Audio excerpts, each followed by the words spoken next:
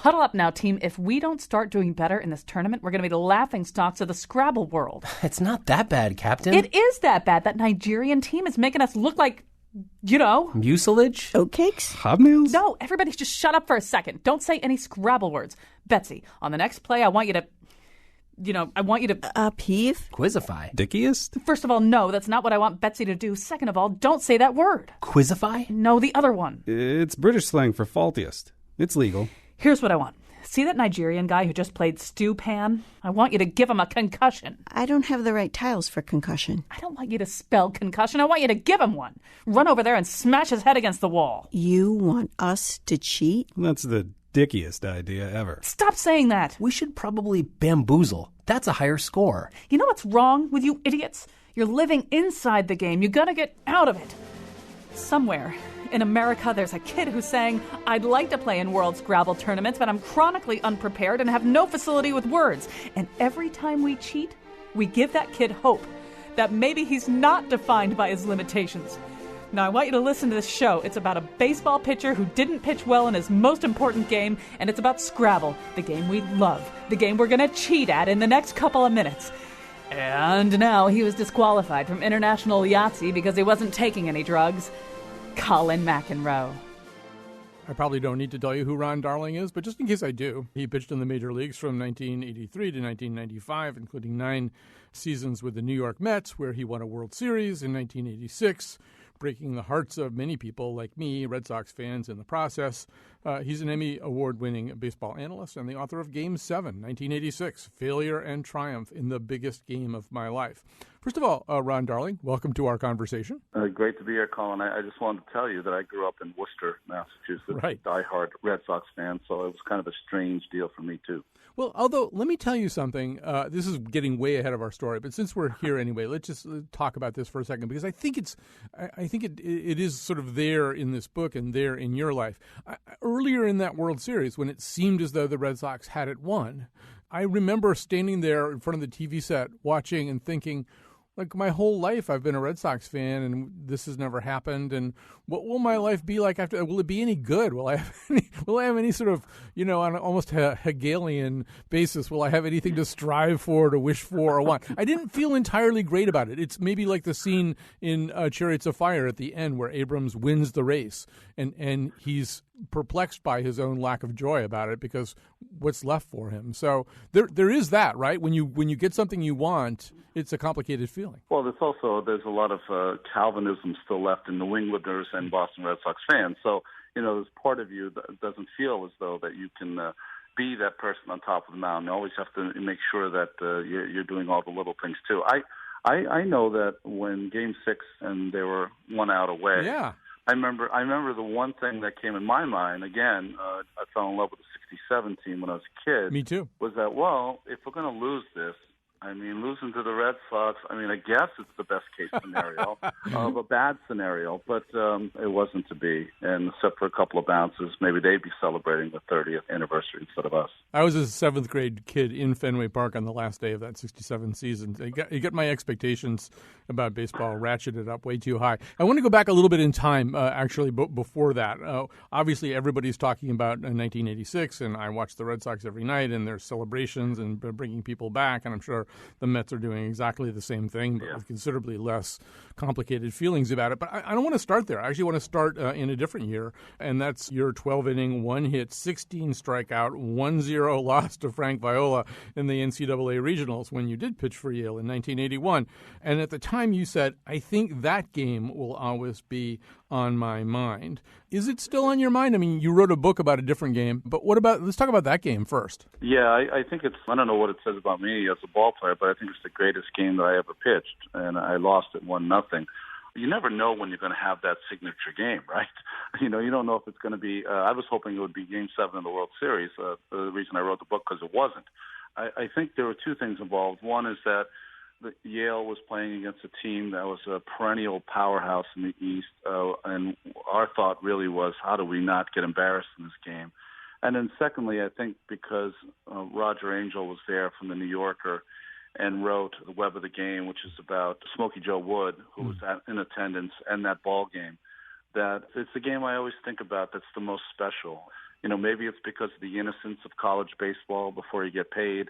Maybe it's because Roger was there. I don't know, but all of those factors together make it special for me. No, there's two ways for a human being to deal with anything like that, whether it's you after that college game or perhaps the Red Sox after Game 7, 1986, or Game 6, 1986. And that is, well, what could I have done differently? What if I done this differently? What if I held that guy on a little bit more effectively? And so the other thing to do is, if you're an athlete, you can't really dwell too much on that, right? It's done. There's going to be another thing and another thing and another thing. There's just no way I can replay stuff in my head. I mean, which kind of person are you? Oh, I think I was able to do both because I had a lot of great seasons after that year. So I was able to compartmentalize that game. And maybe it's just hubris of being young. You can put it on the back burner. But as I got older and as an adult outside of baseball, it's still stuck in my craw. So even though I thought I had put it to rest with other seasons after that, obviously I didn't. And I wanted to find the baseball razor's edge, a way of looking at it, of trying to find, what could I have done? Like you said, what was the reason? All of Major League Baseball players are great from the day, usually they're 6, 7, 8 years old, and they usually succeed. So here I was in the biggest moment I'd ever have as a professional ball player, and I kind of failed miserably, and I needed some answers, and that's why I wrote the book. The biggest answers came in two ways. One, that because of the rain out on Sunday, we played on Monday, I think paralysis by analysis set in for me big time, and that's on me, my fault. But the end result is that the Boston Red Sox, facing me for the third time in 11 days, said, you know what, you're not going to go deep into this game, young man. And they had more to do with it than anyone else. We're talking to Ron Darling, one of the few professional athletes who could just toss off a Somerset Mom reference, which he just did a few seconds ago. Well, not once again to dwell on the college game a little bit, but you do talk in the book about feeling sick or spent or weary after big games. Tiger Woods called it flu-like symptoms. How did you feel after that Yale game? I mean, I think you must have known in a way that this, what with Roger Angell, with a lot of things, that this game would be something that people would talk about. You weren't on the right end of it exactly. Do you remember how you felt? Yeah. Well, one, I didn't know Roger was there until after the fact. In fact, I had read Roger, but I had never met him. But I know that after the game was done, there were two things that came flashing through my mind. And one was that, where were my parents? Because it was the first Yale game that I had ever pitched where I couldn't find my parents. There were a lot of people at the game. Most Yale baseball games were my parents, another guy's parents, and maybe a few alumni. So that was the first time I didn't see my parents. And then second, I remember all the kids that were at the game came rushing out with whatever baseball hat, their jersey, or whatever for me to sign. And I found that very, very strange. And I guess that was my first inkling that this was going to be the last game I pitched as a collegiate, and my next one will be as a professional when signing autographs is done daily. So I found it strange that I went from a college athlete with no one attending the games to all of a sudden kids running on the field. It was my indoctrination into collegiate to professional. Now let's go solidly into 1986. And I think a lot of people, before you wrote this book, or perhaps it's common knowledge among some of your more diehard fans, but a lot of people would want to ask you some questions about Game 6, how it was like to sit there watching Game 6, except you were the least aware person about Game 6, or at least the latter stages of it, in all of the baseball kingdom. Explain that. Well, two things were happening. When the Mets tied it up, Mel Stottlemyre came up to me and said, hey, Ron, I want you to go home because we're going to win this game and we need you to be ready for tomorrow.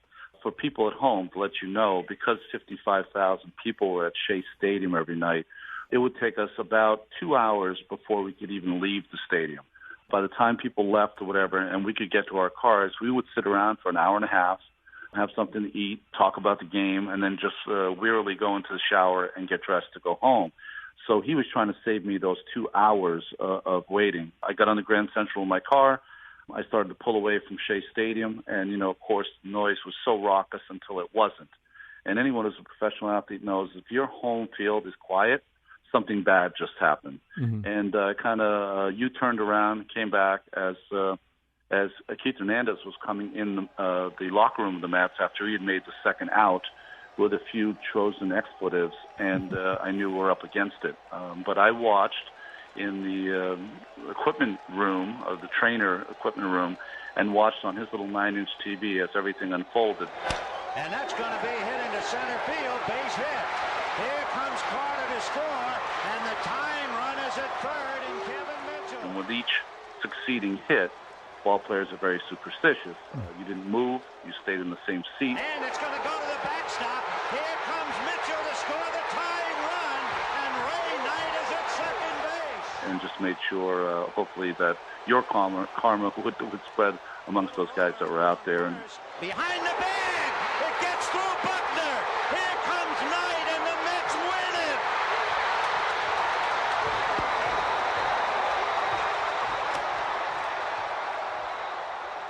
And somehow, some way, the Mets scored 3 runs in that inning. I still don't know, really. But it's the same way I feel about, like, how do planes fly. I mean, intellectually, I know how they fly, but I don't get it. Still don't get how we scored 3 runs.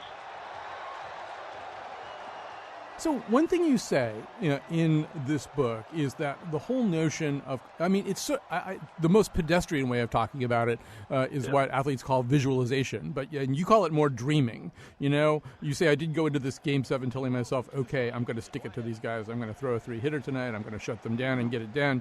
I was content to continue my fine pitching performance in this series without really stopping to consider that fine might not cut it. So for you, there was, at some level of thought, a problem that you have to think about what's about to happen differently? Yeah, well, how I would always fall asleep the night before any game, including a big game, is that I would kind of, people count sheep. I would go through the order. And so Wade Boggs is up first. I'm going to throw a fastball away. If it's a strike, I'm going to counter with this pitch. If it's a ball, I'm going to counter with another pitch. And I would go through the entire lineup. Now, of course, in your dreams, it's always 9 up and 9 down. There's never any issue with anyone getting a hit. So I think what happened is that I think my first 2 successes in this series, even though I lost game 1, 1-0, pitching well anyway, is that, I tried to find another key to get the Red Sox out instead of really just concentrating on the key I already had that had been effective. And I don't know whether it's the layoff and the rain delay or whatever, but I felt like this veteran team of Red Sox hitters was starting to unravel kind of the maze that I presented to them. High drive into deep left center field. That one might go all the way. It is gone. Home run, Dwight Evans. And I thought I needed a new puzzle for them. And as a hopper by the diving Santana, Mookie's going to come up throwing, but Henderson, because of that big lead, will score easily. And it is 3-0 Boston. I don't know in retrospect if I did need a new puzzle or didn't, but I went with a new puzzle and it was the wrong puzzle. So, those are the things that eat at you. And I know that when I'm around athletes, really, really talented athletes, they keep everything really simple and they keep everything in the moment. And I did anything but. To say before a game that you're going to go out there and shut out a team on 3 hits is losing everything there is to be about pitching. And it is apparent in the early going from the moment that Wade Boggs opened the game with the line drive at Santana that it is a shaky start for Ron Darling. Clayton Kershaw is probably the best pitcher right now when you watch him pitch. And he grinds over every pitch, and as soon as it's done, it's gone. It vaporizes. And that's how you have to be at your best when you're a major league pitcher, is that the concentration on each pitch and execution has to be there. And as soon as it's gone, it vaporizes and you're on to the next pitch. That's where he's at. That's where I was not at in Game 7. Yeah, you notice it in all kinds of athletes. I notice it in particular in football quarterbacks whose last interception just doesn't seem to mean anything to them when they get back out there. They have completely, it really is like one of those, the Etch-a-Sketch. It's like they shook the Etch-a-Sketch up and it's just gone. It's just, you'll never be able to reconstruct it. You have alluded at the beginning of this interview or earlier in the interview about your choice to write about Game 7, write a book about this. It's not really a choice most athletes would make. I mean, here you are describing being taken out of the game with 2 outs in the 4th inning, down 3-0. The long walk back to the dugout was dreadful on top of dreadful. I was embarrassed, too ashamed to look look up at the crowd. I've talked about this before, but in all of team sports, there's nothing quite like the walk of shame that finds a pitcher being chased from a game due to his own piss-poor performance. You're called out for the world to see. Such an agonizing moment. It was sickening, really. And here I do mean really. I was actually sick to my stomach. You know, you've actually had a very storied and acclaimed career, and you do say it's kind of, you did say before, it's kind of your razor's edge. So this is something that you just decided you wanted to kind of palpate all of these feelings, all of the sensations in this one particular game. Well, you know what's interesting, Colin, is that I think of my new job after baseball of announcing games, I'm trying all the time to take the fan inside of the professional baseball experience. And I think in this book, what I was trying to let people know is that, you know, hitters go into slumps all the time, 5 for 50 or whatever. But there's nothing really like having the manager take the game ball away from you and give it to someone else because he doesn't think you're good enough. Davy Johnson on his way, and he's making a hook right now. And as you walk off, the embarrassment is not only that I felt for myself, there's a village of people that is needed to make you a professional athlete, whether it's your parents, coaches, friends, all of that. And when you come from a small enough town, that starts to flood you too, is that, here you are at your worst, kind of naked in front of 55,000 people, and you've let a lot of people down, including yourself. And Ron Darling has had it. So they pitched to Boggs in the second inning, and he burned them. He will not be burned again. And Darling is gone, 3-0 Boston. I think professional athletes are broken into a couple of camps. Some guys just have the greatest confidence and never, ever think twice about ever failing. And then the rest of us, and I think it's a majority, come into the camp of just making sure you don't fail. You love the upside of winning. I mean, it's amazing, but you don't want to fail. And when you do, it's a tough time. Dennis Eckersley has this thing about, he says that he used to walk very slowly to the dugout after he'd maybe punched out 3 guys. But he said, because I wanted everybody to go, and he said, I was just in that look at me moment, look at me. He said, but the only fair thing is, if you get roughed up and you get knocked out of the game, you got to walk just as slow to the dugout. You can't put your head down and run. He said, you got to just let them look at you that time too. That's the only thing that justifies the egotism of the first attitude. Well, Dennis became one of my best friends when I was in Oakland, and I will add something to his, is that they look at you more after you've gotten punished than they do after you've had a great inning. I don't know. That's just human nature, I think. But look, as self-lacerating as this book can be at certain times, it's a really absolutely unique book, I think, in the history of athletes writing about their own careers. I mean, look, you did win the World Series. Not only you won a historic World Series.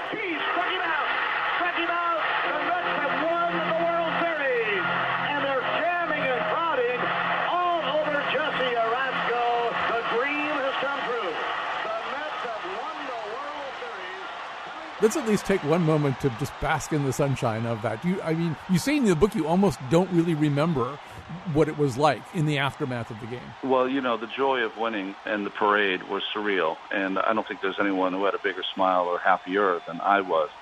But, 2 or 3 days later, I was sitting in my apartment in New York City alone, and that's when it kind of dawned on me, well, everything worked out, and I don't want to seem selfish here. Well, what the heck happened? And that's when the first inklings of this book started, when I spent a night alone in my apartment grinding over what happened in this ball game and kind of going over every single hitter, every single pitch. And I know there's a lot of folks that are going to say, listen, don't be such a baby. Your team won, so you had a bad game. You had good. It doesn't come from there. I know that I'm so proud that I get to wear a World Series ring. And that's what baseball's all about anyways, is 25 guys kind of picking up each other over 6 or 7 months. But it's just an individual story of trying to figure out how these things happen. I think I've read enough about how when good things happen, I just wanted to kind of look at when it doesn't happen as great as you want it to. Ron Darling, first of all, I want to remind people the book's called Game 7, 1986, Failure and Triumph in the Biggest Game of My Life. You watch a lot of baseball now as a TV analyst. Yeah. This is To me, anyway, it's looked in the early stages like a very interesting season. Now, I'm a Red Sox fan. I might have a completely prejudiced view of this.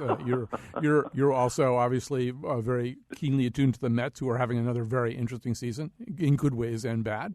And so, I don't know, how does the season so far look to you? What's the one or two big storylines for you so far? Well, I think there's been a shifting. You know, when I first started this job, I thought the American League always had better teams and more teams than the National League did, and I think that's kind of shifted. You know, there's 5 teams in the National League at the present pace are going to win 95 games plus. Looking at your Red Sox, an offense that you haven't seen in quite some time, and the retirement of, you know, the greatest DH in the history of the game at the top of his game, which very rarely happens for anyone in this game. Kershaw is putting up some numbers that are Koufaxian if he can do it all season long, and I wouldn't doubt it because that's what a great player he is. He might have one of the greatest seasons that anyone's ever had in this game, and that's after his own teammate last year, Zach Greinke, went 19-3, and Jake Arrieta, of course, had his magical season. Chris Sale is going to have something to say about who's the best left-hander, or at least he is in the American League. And the other thing is that the teams that played some really close baseball last year, Houston, Minnesota, and others, are not finding the same success this year. And that's probably an analytic stream, is that when you look at teams that had successful seasons but their run differential is not great, they're going to have trouble next year. So it's Harper, it's Trout. The game is in great shape. These athletes are tremendous. Unlike my day, when every big athlete tended to want to be a hitter, almost every big athlete now wants to be a pitcher, and that's why you have all these guys throwing 100 miles an hour.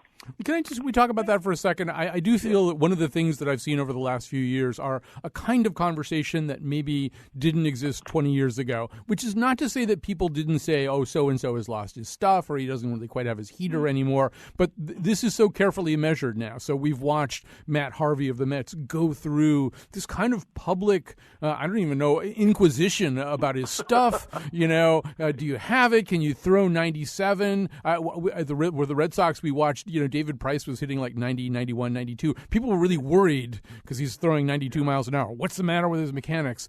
I just don't remember quite that kind of conversation. And I don't know whether it's going on because you can measure it so well right now or because there's kind of an obsession with those upper 90s verging on 100. Yeah, it's a great point. I think there's an obsession on the ability to measure quantitative numbers, and what happens is that there used to be a time when I pitched that didn't matter how you got 27 outs, is that you got 27 outs, maybe 21 outs in today's game. So what we have now is that you almost can't satisfy anyone unless you're kind of perfect. Now, if Matt Harvey was throwing like he's throwing now, and was 5-2, there wouldn't be a word said because they'd be like, well, his velocity's down, but he's a gamer, and he's been really pitching despite not having his best stuff. But once you are on the other end of it, now it's okay. Everything is telltale signs of saying that you're going to have an awful year because your velocity's down, your velocity on your slider's down, velocity on everything's down.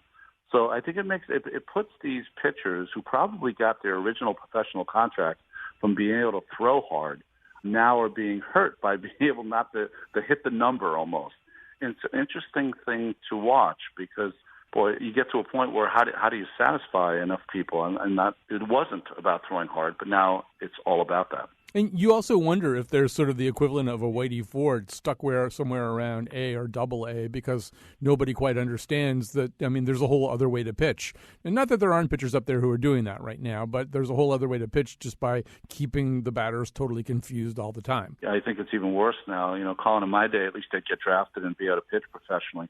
I think now guys are just getting passed over all the time. That kid who's throwing 88 in college is looked down upon. You know, he'll never have the big arm needed to get outs in the major leagues, which is real BS. You know, there's so many different ways of getting people out, like you said. But I think right now, the mechanics of throwing hard, not the mechanics of pitching, mechanics of throwing hard are better now than they've ever been in the history of the game. But what is happening, I think, is that for these talented, big, hard throwers, is that the fall is going to be more precipitous than it's ever been because they never, ever learn how to pitch with less than perfect stuff. So when they start to fall, as Harvey has come back to the field, will he be able to regroup and in his head go, okay, it's not about throwing 97. It's not about dominating, although I'd like to do both. It's about getting wins. It's about pitching effectively over 2 hours or whatever it takes. If they can't make that move in their career, the fall could be very precipitous for a lot of these hard throwers. They're going to go from top of the world to the junk heap within a couple of years, and that's a shame because learning how to pitch with less than A stuff is one of the great joys of the game. One of the great joys of this season, Ron Darling, has been your book, Game 7, 1986, Failure and Triumph of the Biggest Game of My Life. Thanks so much for taking some time to talk to us about it today. Thanks, Colin. Anytime. So what else has the kind of heartbreak in it that Ron Darling is ascribing to the feeling of pitching Game 7 of the World Series and not pitching well? Scrabble, that's what. We're going to talk about the world of competitive Scrabble when we come back. I'm talking baseball, like Reggie Quisenberry, talking baseball. Carew and Gaylord Perry, receiver Garvey Schmidt.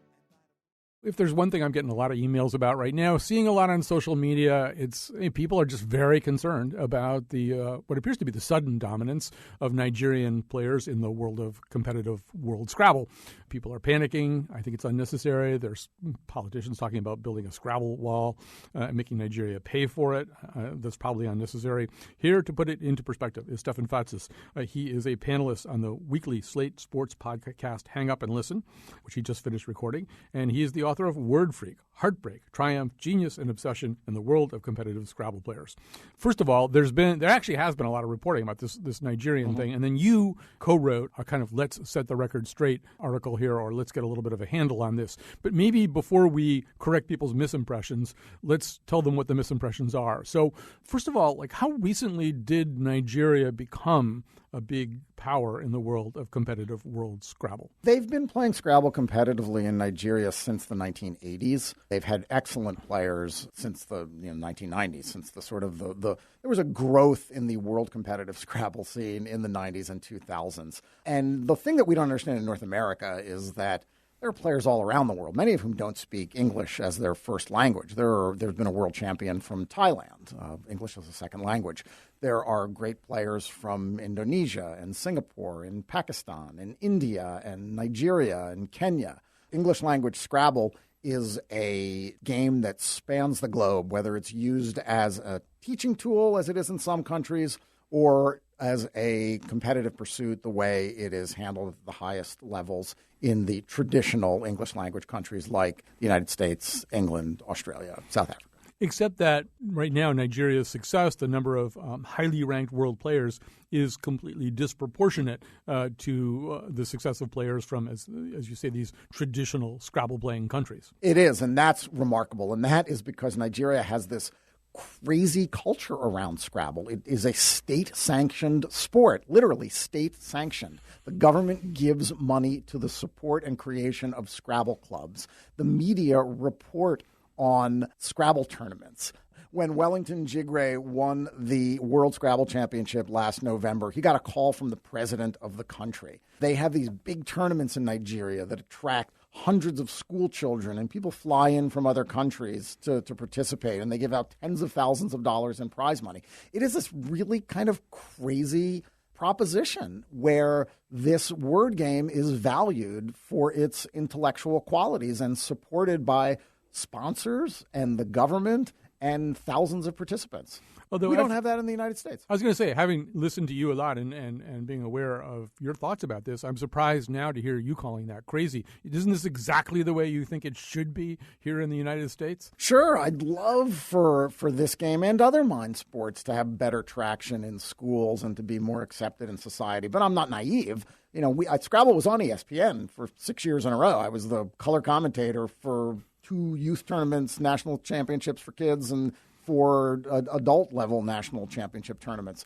But it's not reasonable to think of to think of Scrabble being sort of widely accepted as a spectator sport or worthy of corporate support, let alone government support. That'd be great. But realistically, in the sort of the sports culture that we live in, it's not happening. And I think it should be too. I think the Scrabble for kids should be more like the spelling bee, that there should be more penetration in schools. I've been coaching kids in Scrabble for 10 years.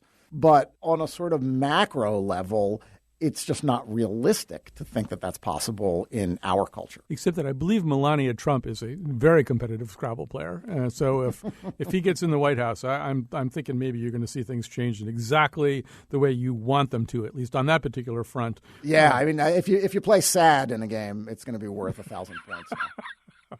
And huge, you'll be allowed to spell huge two different ways. You can spell it with a Y, and that'll become legal. So the base canard that started to be circulated around was that the Nigerian players had sort of found some lightning in a bottle solution or new strategy to playing Scrabble that had not really been fully exploited by other Scrabble superpowers.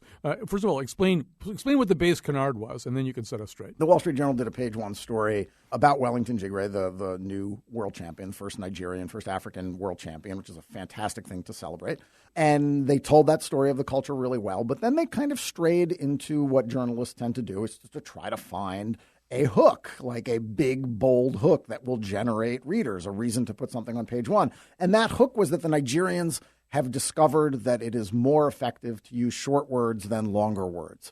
And initially, I think the story and the impression that it's left with a lot of people is that what the Nigerians do is they pass up playing bingos, the words that use all of your letters on your rack, the 7 tiles in front of you, and are worth an extra 50-point bonus. And instead, they are crafting a strategy that manages to score enough points to win at the highest levels by playing more 5-letter words. Nothing could be further from the truth. Play bingos. Don't try to play short words. Don't think that this is a strategy per se. What the Nigerian players and many other players have done for 40 years is employ a particular style. You can play Scrabble offensively. You can play it defensively. You can play more short words that tend to clog the board and limit your opponent's abilities to counterattack. Or you can play a wide open game that gives both players a lot of opportunity to play and score more freely. The journal story left the impression that Nigeria has this distinct strategy that the computer analysis is demonstrating to be better at the game. It's not. What the Nigerians have done is emphasize that players learn the shorter words, the 3-letter words, 4-letter words, and 5-letter words, and find ways to play more defensively. But this isn't new. This has been going on since the 1980s, and every possible strategy has been deconstructed and debated and analyzed extensively over the last 30 years. There's nothing really new here. And the problem with the journal story was largely that they strayed into trying to analyze something that they weren't capable of analyzing, and then didn't ask people who understood the game to help them analyze it. So they used examples from the championship finals that Wellington played in to demonstrate that he played very defensively. And they picked a few plays, and they said this reflects this particular style. They was totally wrong. The computer analysis demonstrated that the examples that they used were just not accurate. Wellington played 12 bingos in 4 games, 3 per game. That is a haul of points in Scrabble. Every Scrabble player at the elite level that these guys play at memorizes almost every word. At the World Championship, they're using a Collins dictionary. It's an international English dictionary, English as in England. It's got about 290,000 acceptable words from 2 to 15 letters long.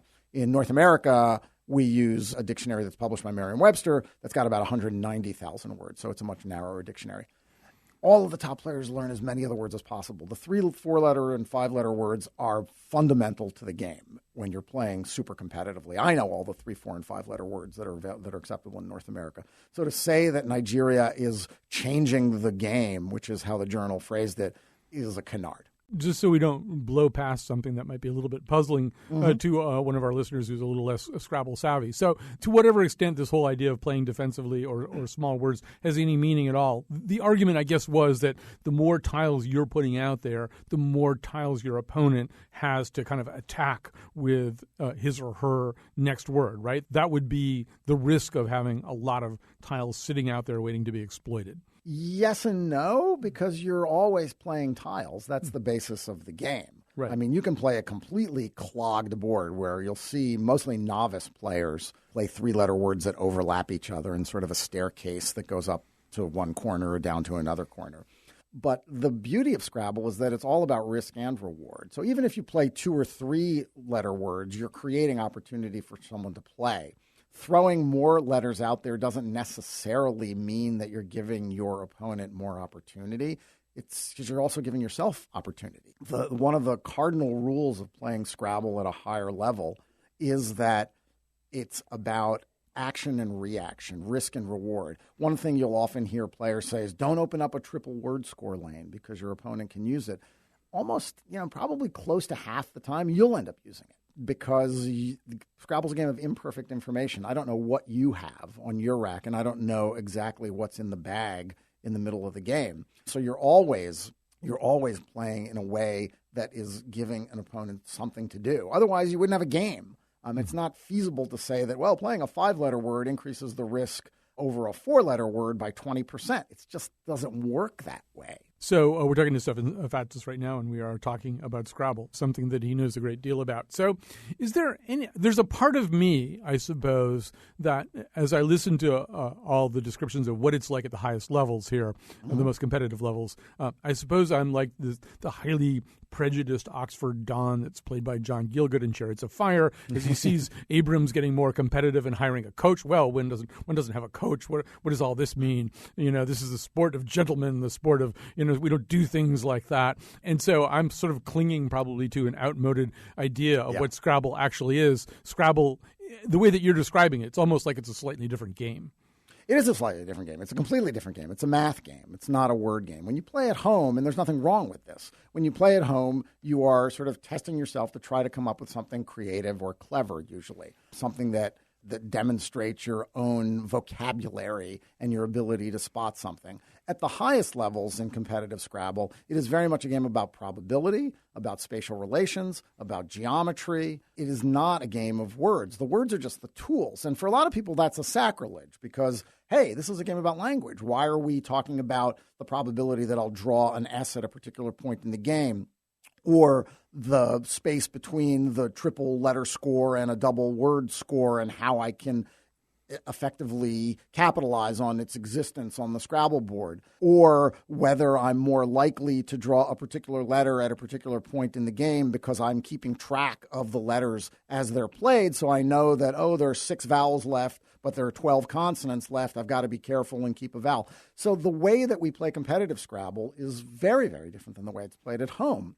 And that's just a demonstration of the way that games can be taken advantage of, exploited. So when Scrabble became a hit in the 1950s, it didn't take long for chess players to realize that this game had the same sort of competitive, strategic qualities that chess or backgammon did.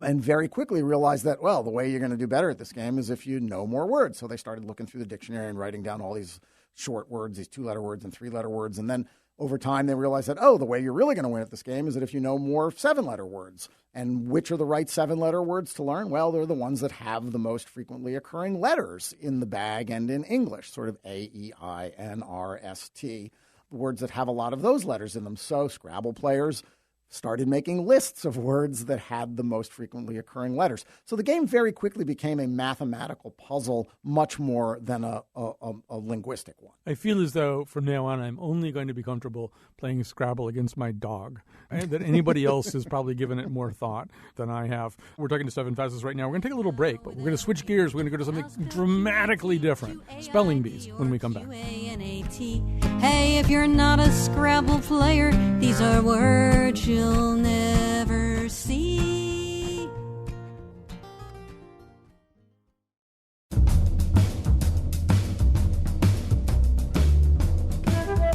In our final segment, Stefan explains how Scrabble and spelling bees reveal the hidden beauties of the English language.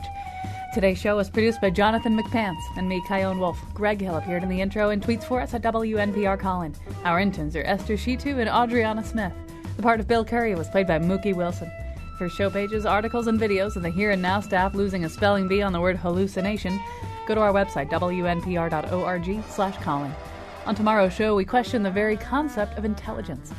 And now, back to Colin. We're back with Stefan Fatsis. He's a panelist on the weekly Slate sports podcast Hang Up and Listen and the author of Word Freak, Heartbreak, triumph, genius, and obsession in the world of competitive Scrabble players.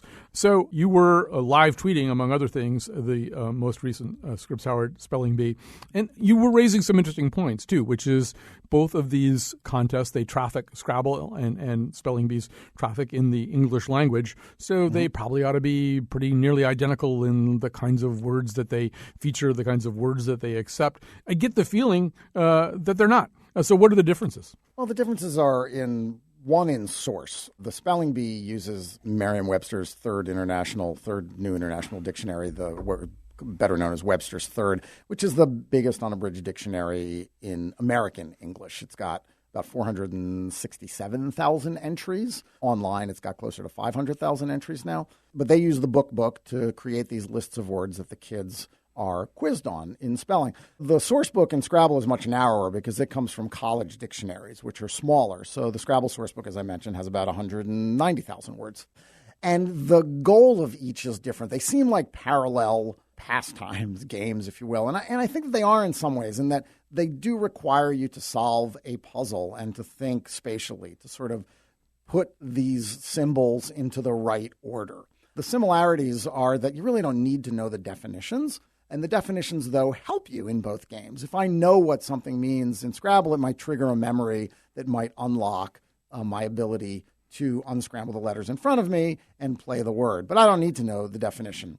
In spelling, there is a definition component. The kids take a computer test on the first day, and that includes a section that includes definitions. I wrote about this for Slate a few years ago, and I think like adding definitions to the Spelling Bee was a bad idea. This year they actually curtailed that, so the kids actually got to stand up on stage and spell more. So why did you think it was a bad idea? Because I think spelling bees are about knowing how to spell. And if learning a definition helps you toward the narrow goal of spelling something correctly, well, great, learn the definition. But it's a spelling bee. It's not a defining bee. And a lot of people come back to that and say, well, it's about making sure that these kids learn more and that this is about knowledge. It's not just about this narrow act of spelling. But in fact, it is about this narrow act of spelling. And the knowledge comes from being disciplined and drilling yourself and learning how to appreciate the way language is constructed, where English comes from, and finding solutions to this quiz of how do I spell that. It doesn't need to be more than that, in my mind. I think that's enough. And the kids at the very top of spelling are very much like the people at the top of competitive Scrabble in that they devote hundreds of hours to mastering the unmasterable, these dictionaries. And one got the feeling this year, I mean, obviously in the past, we've talked about McEnroe versus Borg, we've talked about Bird versus Johnson. Now we've got Hathwar versus Janga. These two guys, these two competitors, they sort of maxed out at the top, right? It turned out that they both didn't know how to spell a particular word, but then neither one of them could beat the other one? These kids were remarkable. I mean, there have been co-champions in the Spelling Bee for the last 3 years now. And because of the co-championships in 2014 and 2015, the Spelling Bee organizers actually modified the last round of the tournament, adding more words and presumably harder words. And by harder, I mean, you look at any of these words and you are flummoxed. You can't imagine that A, they're English, and B, that anyone would actually know how to spell them. And I think it seemed like what the Spelling Bee, the diabolical list creators for the Spelling Bee did was pull more words from more obscure languages with more obscure roots that are harder to suss out from hearing the meaning or hearing the language of origin. And they threw everything they had at these two boys. And one was a fifth grader, and I think the other was an eighth grader. And these kids just were like, and they were calling Nihar, one of the co-champions, the machine, because he was not only spelling these words almost instantly, at a couple of points during the final rounds of the Bee, he was throwing the definition back at Jacques Bailly, the pronouncer, without having to ask for it. So he was saying, oh, is that a word meaning a Breton bagpipe? And of course it was, because he had clearly memorized far more than just the spellings of thousands and thousands of words. Yeah, no, I know at least 4 words for Breton bagpipe. I did know it. There should be at least 4, right? Right. I can spell flummoxed. I think that's the only thing that's come up so far that I probably could spell. So reading your tweets, one got the sense that maybe some of these words, some of these more recherche words that are being used in the spelling bee kind of tempt you. You know, that maybe in the world of Scrabble, to which you've devoted more of your attentions in your professional life and your private life, maybe it would be nice to have a few more Breton bagpipe words. Did you feel as though, were some of these beautiful words that were being spelled by the spelling bee contestants, you thinking, why couldn't that be a Scrabble word? Well, a lot of them are Scrabble words, and those are the ones that I tend to get right when I'm watching the bee. It's like, I can spell that because I've studied it. But a lot of these words aren't in the college dictionary. They are only in the unabridged dictionary because their usage doesn't merit inclusion in a narrower dictionary that's intended for general public or for students. So this book is, it is much more liberal. There are far more words, and it's really still only a slice of the complete English vocabulary. It is far more expansive than we think. And I think what both of these pursuits should tell us is that English is this wonderful thing, that it is so broad and it is so expansive and it is so remarkable and it has roots in every language on the planet. What it teaches the kids I coach in Scrabble and the kids who do the spelling bee, it teaches them to appreciate what we've got and not be narrow-minded in their thinking about what constitutes a word and how we can use words. Words can be used in a lot of ways. They can be used just to do a game like Scrabble or to just learn how to spell them. It's not just about writing and talking. Stefan Fatsis, we've got you for another 60 seconds. So I guess this is what they call a hot take.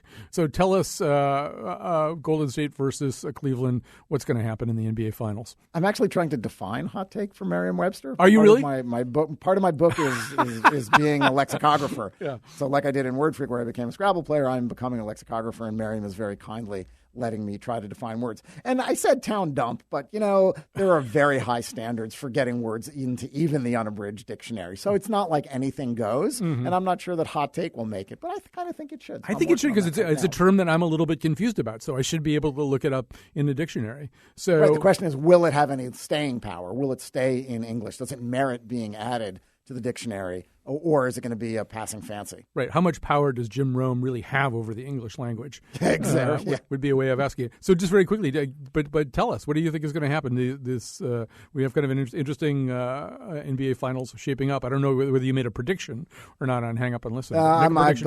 We don't make predictions. Yeah. We are out of the prediction business. Predicting is stupid. What will happen? I don't know what will happen. I think it's going to be a terrific series. I mean, certainly it looks like Golden State has the advantage, because they match up pretty well against Cleveland. The things that the Thunder, that Oklahoma City was able to do to challenge Golden State in the Western Conference Finals, they have size, and they were able to clean up on the glass as rebounding, particularly on the offensive side. Cleveland doesn't have that demonstrable advantage over Golden State. And what Golden State does well, move the ball, shoot threes, should give them the edge, I think. Though, the Cleveland's been playing great. No one's hurt the way they were last year. They've been shooting the lights out on three-point shots, as they did particularly against Atlanta in one of their series. So I think this is going to be great. And anytime you have the two greatest players right now on the planet, Steph Curry and LeBron James, this is going to be great fun for fans. I think you're kind of glossing over what is Golden State's biggest advantage, which is their magic. I mean, somebody should investigate Steph Curry's undocumented time at Hogwarts. I watched him do things that are completely unreasonable, where this big 7-foot guy is waving his arms around in his face, and this jump shot kind of sails through that man's flesh and then goes into the basket. They're gravity-defying, too, right? They're gravity-defying, too. I mean, he is falling backwards, and he's got a 7-foot guy sticking his hand in his face or above where the basketball actually is. Right. And he still manages to get in. So I think you're right. I think I saw a broom. Right, exactly. That's my hot take. That's my hot take. This guy, when he gets out of the NBA, he's going straight into Quidditch. And somebody ought to have the courage to come right out and say it. I just did. That's my hot take. Stefan Fatsis, such an honor to talk to you. Love your work. Love your broadcasts or your podcasts on Hang Up and Listen. And obviously to talk about Scrabble. Who else to talk about Scrabble than the author of Word Freak, Heartbreak, Triumph, Genius, and Obsession in the world of competitive Scrabble players. Thank you for joining us today. Thanks, Colin. I think if we're going to build that wall between the U.S. and Nigeria, it should be out of Scrabble racks. Oh, that's perfect. Yeah. Yeah, people could actually play on the wall. That would be nice. R-A-W. Oh, you know it. King. Nice job, man. man. You too. I guess we're at the END, huh? END. We out. This new deluxe German edition Scrabble board is huge. How many rows are there? The box says each side is 7,250 squares long. What? How many? 7,250. Hey, I think I can totally spell that word. Oh, nope. I'm missing an E. Son von einem Weib. What did you say? Nothing. Freundschaft bei Zeig Ungen.